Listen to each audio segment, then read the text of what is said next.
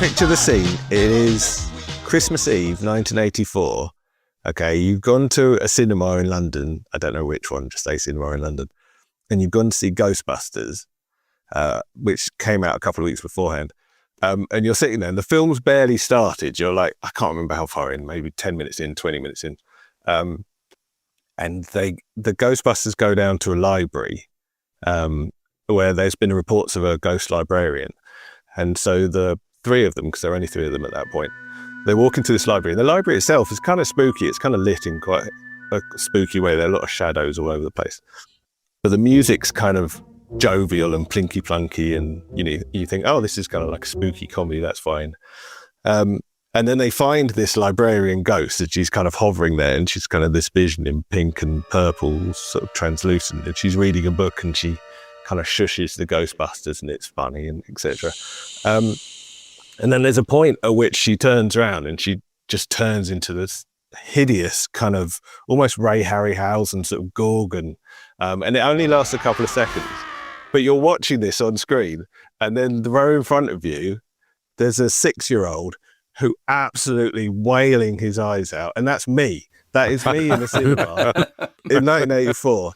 And then the boy in front of you, his parents get very fussy and apologetic and have to remove him from the cinema because he will not stop crying and screaming. Wow. And so basically I had to be taken out of the cinema.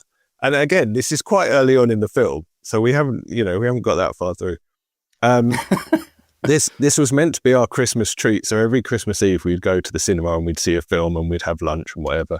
And previous years, or no, probably not previous years, but other years would be Harry and the Hendersons and Inner Space and kind of all these 80s, Santa Claus the movie. That was great era for films, Labyrinth and everything as well. It really was. And so my parents took me and my sister home. I think they were quite annoyed with us. And then they hired a babysitter somehow late on Christmas Eve. And then they went out, just my mum and my dad, just to watch Ghostbusters on their own without crying at me. And that was it. And I've never been able to shift to that. And it is PG. I'm fucking telling you, it's PG. There are other bits in that Ghostbusters film. There's like the Zool in the fridge and Sigourney Weaver in the armchair sort of being dragged through this door. There are other really traumatic moments in it for me, but that is the worst part. It's a perfect example of that kind of thing. It really was prevalent in the 80s of family films that would just hit you with this moment of pure horror. Yeah. Not like comedy horror, just horror. If everyone's seen Willow, Val Kilmer, I always remember that as like the light fantasy film, sword and sorcery. But there's a bit in that, I think it's towards the end, where the evil sorceress starts turning the army into these pigmen, and they're really suffering. They're kind of growing snouts and trotters, and it's a moment of like almost like a David Cronenberg body horror thing, but it really sticks out like a sore thumb. But that's the mad thing. I was 14 when I saw Ghostbusters, and that bit it made me jump out my seat, but it didn't scare me. But I was struck by what a moment of proper horror that was. The jump scare in Ghostbusters is very similar to one that really troubled me back in the day, which is the end of Raiders of the Lost Ark, which is a horrible film anyway. I mean, there's some stuff in there.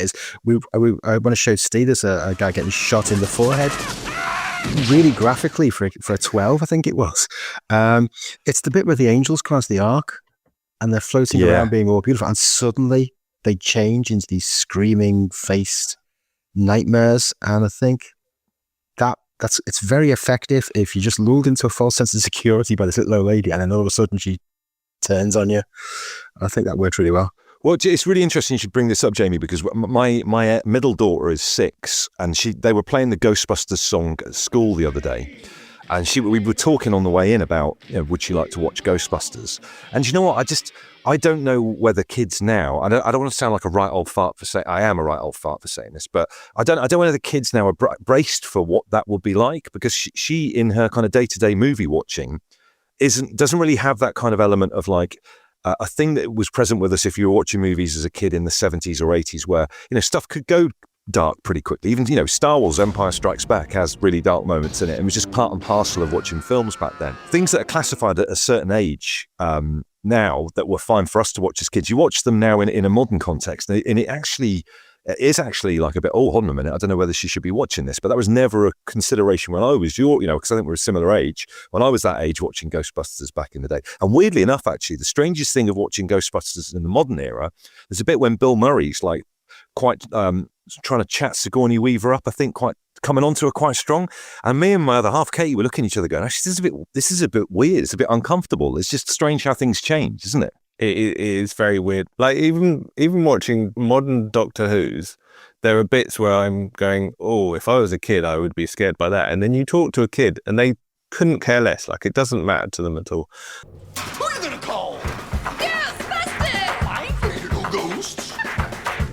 I think there is quite a fundamental difference between the stuff that we saw when we were kids. It had a real creepiness and unnervingness to it, whereas I think perhaps the stuff that's come since in the last few decades, there are obviously more guardrails in place. Producers want to be a little more sensitive to children. It doesn't mean you have to hold back on the horror, but I think they're more considerate of it.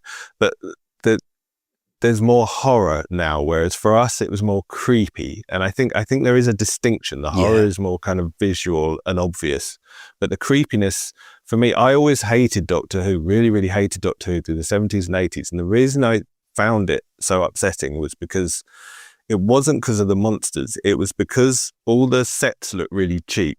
And so you could see that there was a shadow behind the wall. You could see that obviously wasn't a wall and there was something behind it. You could see that there was a human being inside that costume. And it's that creepiness. It's not the thing they're trying to scare you with. It's what your mind is filling in around it. And I don't think children's horror these days tends to quite do it in the same way. My name is Erin Gilbert, Doctor of Particle Physics at Columbia. Hello? Hello? Hey! Hey!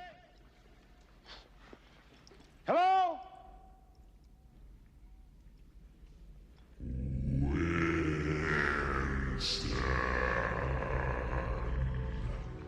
Okay, I'm out of here. I think lack of budget made things more terrifying. Yeah, and the fact that, I mean, certainly I remember being off school sick and you would just see on BBC Two some weird Hungarian animation where someone would get chopped up and they genuinely did not care in the same way in those days, did they? They did not. Anything would get on there. And as a kid, it just, well, it's the whole nature of Scarred for Life. It just wheedles its way into your brain, doesn't it? And it stays there forever.